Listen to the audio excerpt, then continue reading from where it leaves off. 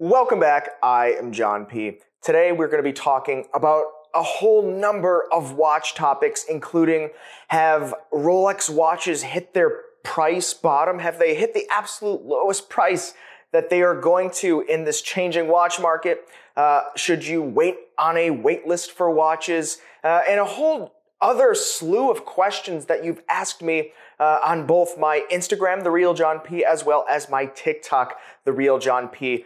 From time to time on that platform, I'm asked questions in the direct message system, and I'll put them in videos like this, or I'll make short form content as reels on Instagram as well as TikTok. So make sure to check out those platforms where not only can you ask me questions that will get included into videos, but also you can see the responses many times either there or here. So check that out. Now, guys, please also do not forget to check out delraywatch.com, where we brought in so many cool new watches recently. Things are changing in the watch industry, as you know, and because of this, we've been exposed to so many new watches that I think you'd really enjoy. So make sure to check out what we have at delraywatch.com. Before we do that, really quickly here, Rolex 1016 from 1972, Vintage Explorer on the wrist. I like vintage, if you know, if you've been around for a while.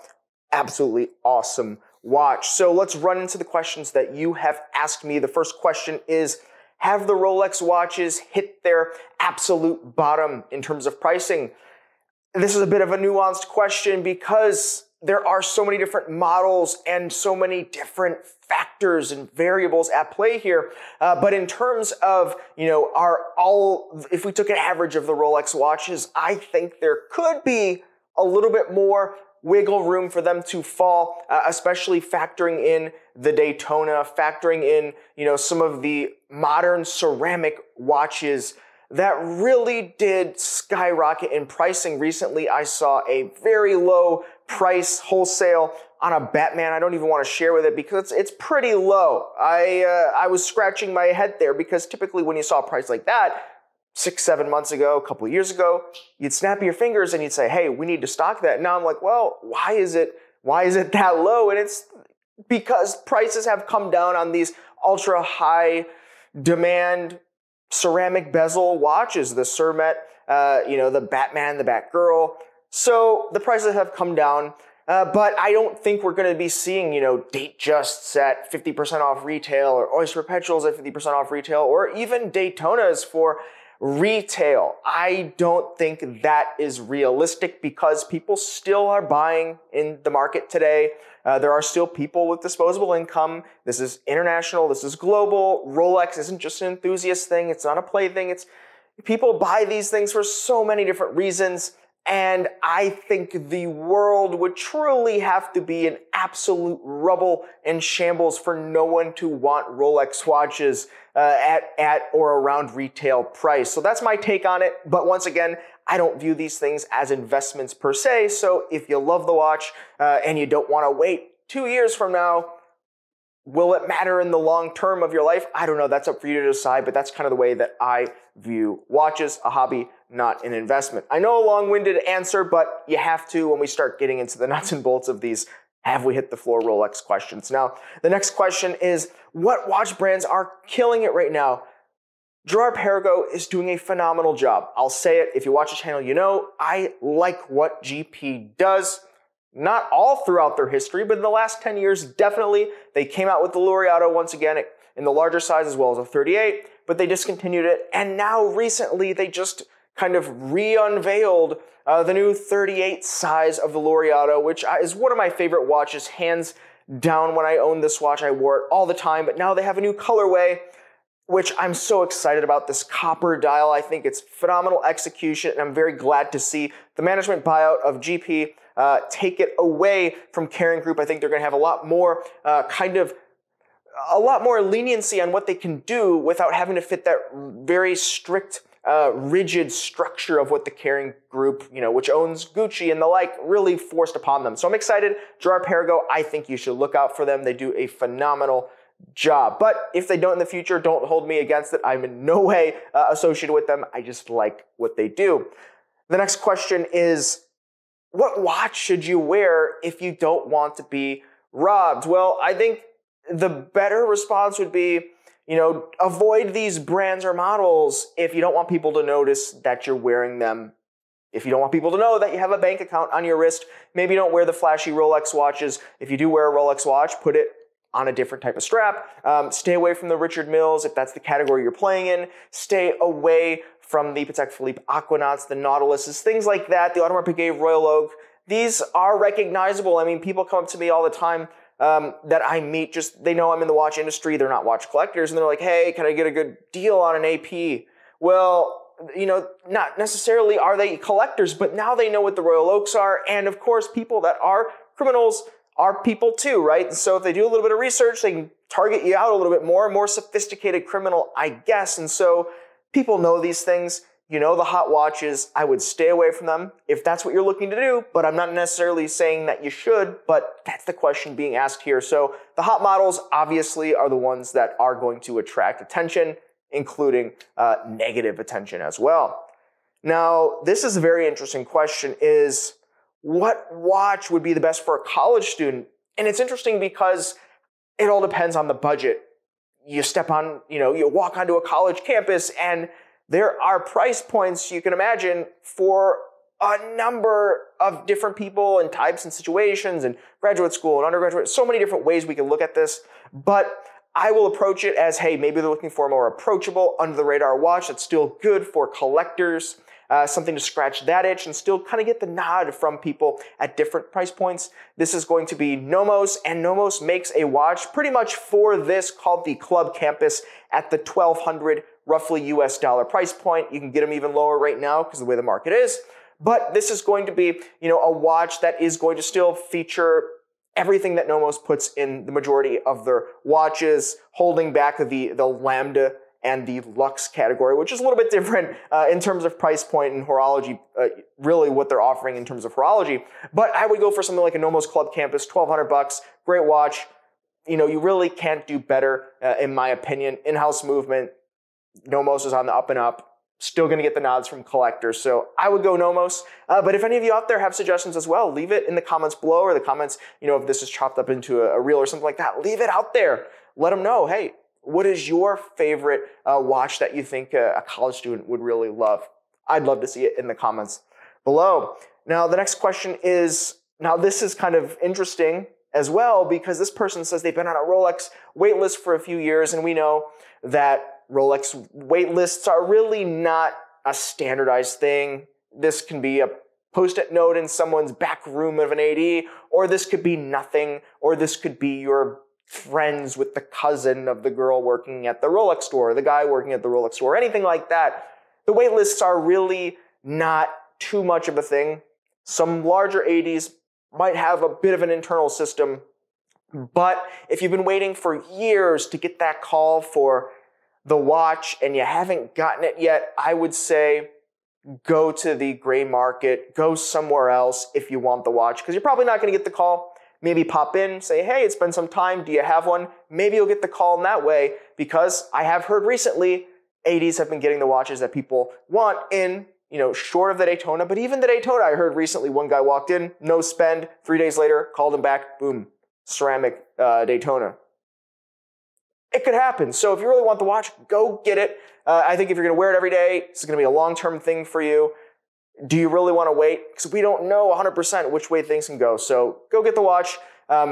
If you're really hurting yourself by waiting, because you're probably not going to get the call. Now the next question is, why are the Omega movements so great? Now, for the price point, Omega really makes pretty much the best movements you can get for the price point in terms of everything they're offering. They're offering a better than COSC certification chronometer standard called the Matos, where they put it through their own standards, and some other brands have even started using the standard because it's much more stringent, puts the movement against so many more checks than COSC does.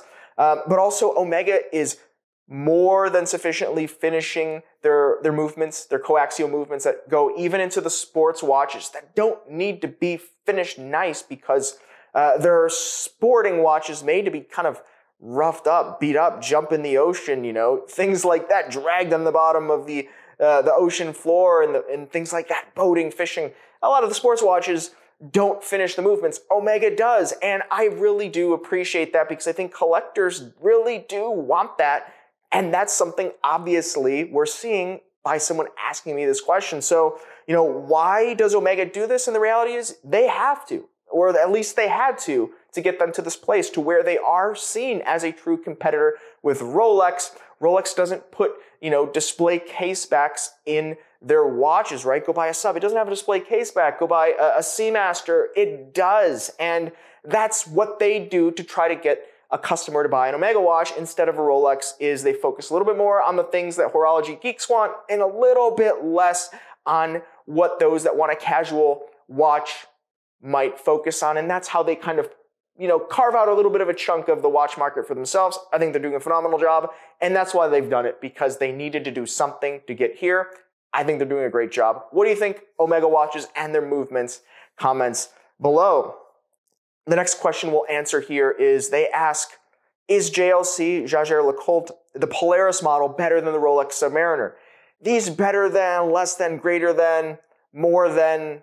These types of questions are so difficult because some of this is just, hey, personal preference, right? But if we look at the specs, the original, not the original vintage, JLC Polaris or LeCoultre Polaris, we're not going to talk about that one, but, kind of the recent release over the last few years, the stock Polaris is really not a proper competitor to the Submariner, in my opinion, because they're really not both supposed to be, fighting for that position of where the Sub really does occupy. And that position is, really the creme de la creme of dive watches, Swiss dive watches. So they're really not competing, but also the JLC is a little bit lower price point, less of a water resistance, a little more entry level comparatively against the Rolex. Certainly not an entry level watch by any other means or standards, just comparatively.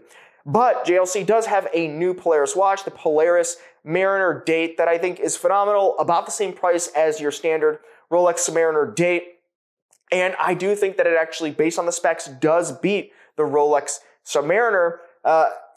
This is difficult because they don't look the same. It's not like we can compare them and say everything is the same, but the specs are different. There's other ways we can look at this, but if you look at the specs, it does come out ahead. It has more testing. The movement's better decorated. Not that you can see the movement in the Rolex, but everything is done with a little bit more attention to detail and testing.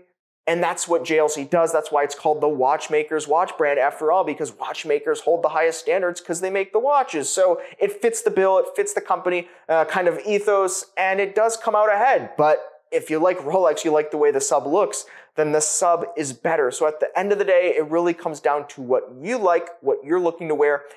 So if you're a guy that has to have the watch pushed to the most extremes, and we're going to take this watch and push it as far as the specs can go, which is no one. But if maybe you're that person somehow, then yeah, maybe get the JLC.